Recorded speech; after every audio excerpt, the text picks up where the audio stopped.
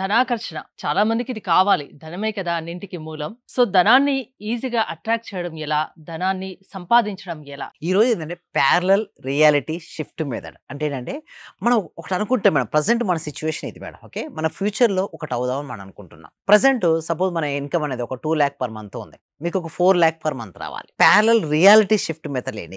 ఎలా హెల్ప్ అవుద్దంటే, ఇన్‌స్టంట్‌గా కూడా మనం షిఫ్ట్ అవ్వచ్చు. అంటే ఫస్టు ఏదైనా సరే 2 సార్లు సృష్టించబడుతుంది హరిత గారు. ఒకటి మన మనసులో సృష్టించబడుతుంది. రెండోది మన చేతుల్లో అంటే రెండోది మన చేతిలోకొచ్చేస్తుంది. ఇప్పుడు మన మనసులో చూడండి ఏది కూడా చేతిలోకి రాదు మేడం. అంటే నేను ఇక్కడ స్టూడియోకి రావాలని అనుకున్నాను గాబట్టే ఇక్కడికి నేను రాగలిగాను. ఇది మాట్లాడాలనుకున్నా గాబట్టే మాట్లాడగలుగుతాం. సో, ఈ టెక్నిక్‌లో మనం ఏం నేర్చుకుంటామంటే ఈ మెథడ్‌లో ఎలా మనం మార్పు చెందొచ్చు. ఒక పొజిషన్ నుంచి ఒక పొజిషన్‌కి. అంటే ఉన్న స్థితి నుంచి ఉన్నత స్థితికి మనం ఎలా వెళ్తాం. ఫస్ట్ మనకు రియాలిటీ ప్రెజెంట్ చాలామంది ఏం చేస్తారంటే యాక్సెప్ట్ చేయరు. సో, నా జీవితం బాగాలేదనేసి డిప్రెషన్‌కి గురవుతుంటారు. బాగా యాంగ్జైటీకెళ్ళిపోతుంటారు. నేనేమంటానంటే లా ఆఫ్ అట్రాక్షన్‌లో ప్రెజెంట్ మూమెంట్ మైండ్‌ఫుల్‌నెస్ చాలా ఇంపార్టెంట్.